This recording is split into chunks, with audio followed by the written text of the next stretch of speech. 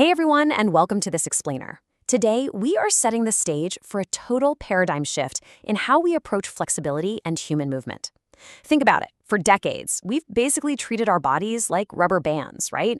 Just pull, hold, and hope for the best. But science tells us it is so much more complex and honestly, so much more fascinating than that. So today, we're throwing out those outdated methods and handing you a science-backed, highly effective toolkit to completely upgrade your body's hardware and software.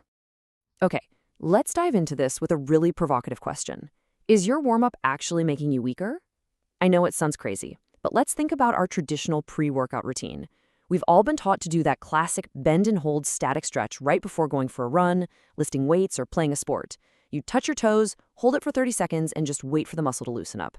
But what if that exact mechanism is actually robbing you of your explosive strength and power just moments before you need it most? To answer that, we're going to run through 5 key upgrades today. 1. Rethinking the basic stretch. 2. Tapping into the power of PNF. 3. Using eccentrics for true flexibility. 4. Figuring out is it nerve tension. And finally, 5. Safe stretching for everyone. All right, let's kick things off with section 1. Rethinking the basic stretch. So there's this incredible study published in Frontiers in Physiology that looked at the acute effects of different stretching modalities. And you guys, the results are completely eye-opening. When you do a static stretch, literally just holding a muscle in a stretched position, you are physically reducing the stiffness of that muscle. Now, while that sounds great if your only goal is touching your toes, it's actually terrible for explosive power. Your muscles need a certain amount of stiffness to act like coiled springs. By statically stretching right before a workout, you actually decrease your explosive power, your rate of force development, and shockingly, you even impair your static balance. But on the flip side, the study found that an advanced technique called PNF stretching does the exact opposite. It actually enhances horizontal power like your broad jump and improves dynamic balance. Which brings us right into section 2, the power of PNF. So what exactly is PNF? Well, it stands for proprioceptive neuromuscular facilitation. Yeah, it's a mouthful, but it's an advanced technique that combines an active muscle contraction with a passive stretch, and the mechanism behind it is absolutely fascinating. When you try to stretch a tight muscle, your nervous system basically panics and slams on the brakes. It triggers this protective stretch reflex so you don't tear anything. PNF actively tricks that nervous system software. By forcefully contracting the muscle right before you stretch it, you send a signal to your brain saying, hey, it's safe to relax. It's like we are literally hacking our own neurobiology to get a deeper, much safer stretch almost instantly. Now, what's really interesting here is the timing. To do the hold relax method, you follow 3 precise steps. Step 1, you move into a light, passive stretch for 10 seconds, just until you feel mild tension. Step 2, you isometrically contract that exact target muscle against an immovable resistance for 6 seconds. So, if you're stretching your hamstring, you try to forcefully push your leg down against a partner or yoga strap, but without actually letting the leg move. Then, step 3, you completely relax, exhale, and instantly, almost like magic, you'll find your body lets you sink into a much deeper stretch, which you then hold for 30 seconds. It feels like magic, but it is pure, proven science. Moving right along to section 3, eccentrics for true flexibility. Now we're shifting from the nervous system software to the muscle hardware. First, let's clarify what an eccentric contraction actually is in plain terms. It is simply the lengthening phase of a muscle movement under load. Essentially, it's the lowering portion of an exercise. When you lower yourself down into a squat, or slowly lower your chest to the floor during a push-up, or bring a dumbbell back down after a bicep curl, that controlled descent, that's the eccentric phase.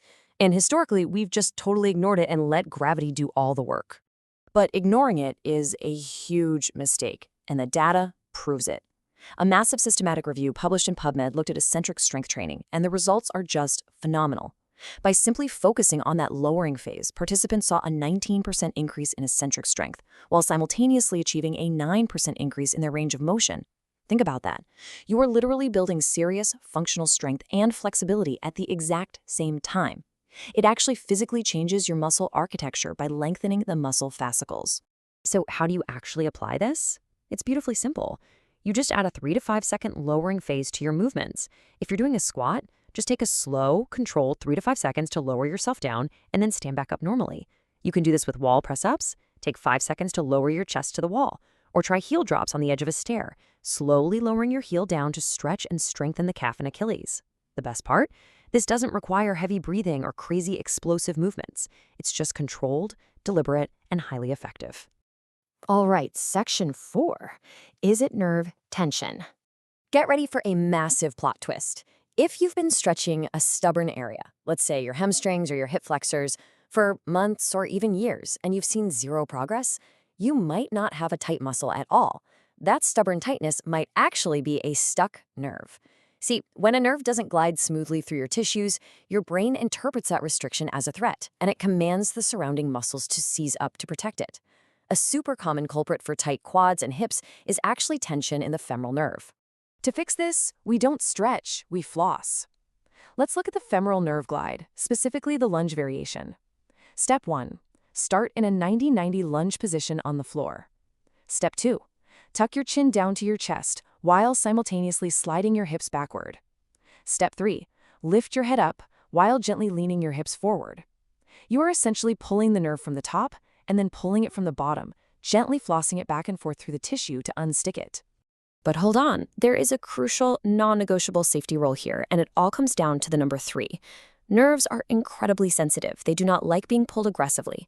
So on a scale of 1 to 10 for stretch intensity, you should never ever go past a 3. It should feel incredibly gentle, honestly, barely a stretch at all. And you only want to do about 10 to 20 reps max per leg. More is definitely not better here. Gentle consistency is the whole secret. Which leads us perfectly to our final section, Section 5, Safe Stretching for Everyone. I want to focus on this quote for a second, because it highlights the profound dangers of traditional stretching for anyone dealing with Ehlers-Danlos syndrome, or EDS, as well as general joint hypermobility. People with EDS have laxity in their connective tissues, which means their joints naturally move way beyond a normal range of motion. If someone with hypermobility aggressively stretches, they aren't lightening muscle. They're actually destabilizing their joints and straining their ligaments, and that can literally lead straight to subluxations or dislocations. So, what are the safe stretching guidelines if you are hypermobile? Well, first, you absolutely have to avoid long static holds that just exacerbate that joint laxity. Instead of hunting for some intense deep stretch, you've got to prioritize muscle stability and alignment. You absolutely must avoid pushing your joints into those end range forces. And honestly, the best thing you can do is consult an EDS-aware physical therapist. They can help build a program that focuses on strength and motor control rather than just passive flexibility. To tie all these concepts together, safety, alignment, and true effectiveness, let's look at the couch stretch. Now, this is a master-level tool for opening up tight hip flexors and quads, the muscles totally ruined by us sitting at desks all day long. But because it is such a deep, intense stretch, it demands every bit of that safety and body awareness we just talked about. If you do this with sloppy form, you are just going to compress your lower spine and do more harm than good.